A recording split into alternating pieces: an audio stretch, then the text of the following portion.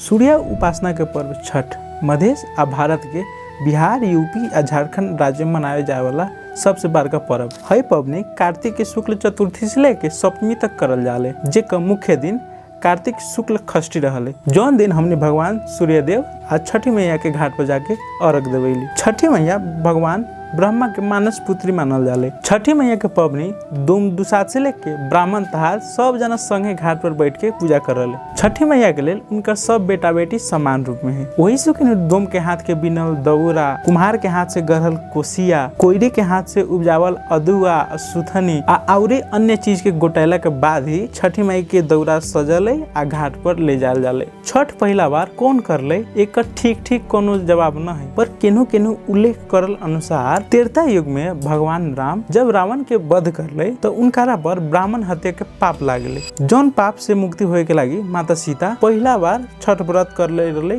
ऐसा का भी जन विश्वास है। द्वापर युग में पांडव पत्नी द्रौपदी भी छठ करे रहले। वही से के आदमी से ये भी विश्वास है कि छठी मैया के व्रत करला के चलते ही पांडव से अपन राज फिरता पा गए। छठ से जुड़ल एगो आरो पौराणिक कथा है। राजा प्रियव्रत आ रानी मालिनी के बच्चा न होले, जेकर चलते ओकनी सब बहुत चिंता में रहले। तो ओकर बाद ओकनी सब महर्षि कश्यप से भेटले। तो महर्षि कश्यप पुत्र कामष्टय करे के सलाह देले आ प्रसाद के रूप में खीर खायला देले। खीर खायला के बाद बच्चा तो होले पर मृत अवस्था में रहले। आ यही से शोक में डूबल राजा प्रियव्रत अपन मरल बच्चा के लेके शमशान घाट जाए रहले। आ दुखी मुद्रा आ प्राण त्यागे के तरखर में रहल प्रियव्रत के देख के छठी मैया प्रकट होली आ उनकर सामने प्रकट होके कहलन कि यदि कोनो आदमी हमर पूजा सच्चा मन से श्रद्धा के साथ करे तो उनकर कामना जरूर ही पूरा होए। आ जेकरा चलते राजा प्रियव्रत छठी मैया के व्रत राखलन आ ओकरा बाद उनका पुत्र लाभ होलन। आ कहल जाले राजा प्रियव्रत जौन दिन छठी मैया के व्रत राखले उ कार्तिक महीना के शुक्ल पक्ष के षष्ठी तिथि रहले।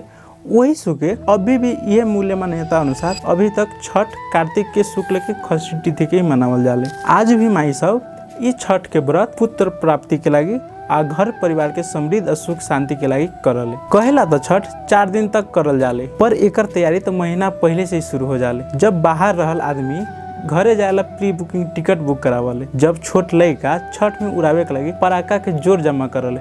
एक साथे जौन बाजल छठ गीत वो गीत तक आदमी सबके रोआ खड़ा कर देवले। छठ मनावल जाए वाला 4 दिन अपने आप में बहुत महत्वपूर्ण है। पहिलका दिन अर्थात नहाए खाए। ए दिन व्रती सब सवेरे आम के दतवन से मुंह धो के नहा ले। नहला के बाद अछूता सब के पानी से धो के नीमन से ई कोरा ठाव में जहाँ एगो कुत्ता कौआ का परछाई भी न पड़े वैसन का ठाव में सुखावले। आ सात्विक भोजन के रूप में ओ दिन व्रती सब लौका के तरकारी आ लहरी के दाल खा ले।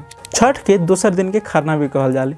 ए दिन व्रतालु सब सवेरे से लेके सांझ में जब तक खरना पूजा न होले ओखंती तक भूखे रहले। जितना अछूता नहाए खाए के दिन सुखैले रहले उस सब के कुटवाई छटवाई के काम इहे खरना के दिन ही होले। सांझ होला के बाद केरा के पत्ता बिछा के आ ऊपर मीठा में बनल खीर आ रोटी छठी मैया के अर्पण करल जाले। आ छठी मैया के गोर लगला के बाद ये प्रसादी सब परिवार खा ले। आ ओकर बाद जौन आदमी के घर में छठ न होले उनका घर में जा के भी प्रसादी बांटल जाले। आ इहे प्रसादी खैला के बाद व्रती सब जौन 36 घंटा के जौन व्रत रहले उ शुरू हो जाएला। तीसरा दिन जेका हमनी सब संझिया घाट कहे छी। ओ दिन सवेरे व्रतालु सब प्रसाद के रूप में ठेकुआ, कसार आदि इत्यादि सब बनावित रहले। तो लड़का सब महीना पहले से जौन चंदा के पैसा उठावे रहले उ चंदा के रुपया से छठ घाट के सजावे में व्यस्त रहले। प्रसाद बनला के बाद अर्घ देवे वाला चीज जैसे कि नारियल, ठेकुआ, कसार, फल फूल, ऊख, सुथनी, अदुआ ऐसा का चीज सके व्रतालु से टिक के आ दौरा में सजा के आ पियर कपड़ा से तोप देवले। जब सांझ होए लागल तो खंती व्रतालु सब अपन सजावल दौरा के अपन बेटा सब के माथा पर रख के आ छठी मैया के घाट ओरी जाए लागल। घाट पर गेला के बाद सिपुले के मार्फत व्रतालु सब जन प्रसाद बनेले रहले ओकर एक करके भगवान सूर्य के अर्घ देवले। आ अर्घ देला के बाद घाट पर बनल सिर सप्ताह के चारों ओर से व्रती सब बैठ के आ ओकर बाद छठी मैया के गीत गावले। जब सांझ पड़े लागल तब व्रतालु सब अपन भाखल अनुसार कोनो कोसिया भी भरले। आ जैसे ही रात हो जाले तब व्रतालु सब के देखेला ठाव पर रामलीला भजन कीर्तन के व्यवस्था भी करल जाले। छठ के चौथा दिन अर्थात भिनैया घाटे, ये दिन लड़का से लेके बूढ़वा तक बिना अलार्मे के 3 बजे उठ जाले आ उठ के नहा उहा के छठ घाट ओरी प्रस्थान कर देवाले। लड़का सब चारू ओरी पराका पड़कावी रहले तो वैसे ही व्रतालु से गीत गावाले। उगी है सूरज माल नैयो न डोले की कोयलिया बोले भे गए भोरे भिने सा। सवेरे खानी जैसे सूरजमल दर्शन देवाले तो ओकर बाद व्रतालु सब सवेरे खाने के अर्घ देवे के लागि पानी के तालाब ओरी चल पड़लन आ ओ लाइन जो संझिया घाट के अर्घ देवल गेल रहले उहे अर्घ सके फेनु भिनैया घाट में देख के सब व्रतालु सब घाट पर आके खोइछा से खोइछा मिला के सब अपन अपन घर के लेल रवाना हो जाले। घर गेला के बाद व्रतालु सब कल इनार जैसन चीज सके टिक के प्रसादी चढ़ावले। यही प्रसादी चढ़ाला के बाद व्रतालु सब अपन घरे आवले। घरे आला के बाद अपना से ज्येष्ठ आदमी से आशीर्वाद लेवले और ओकर बाद अपना से जो छोट लड़का से रहले उनका आशीर्वाद देवले।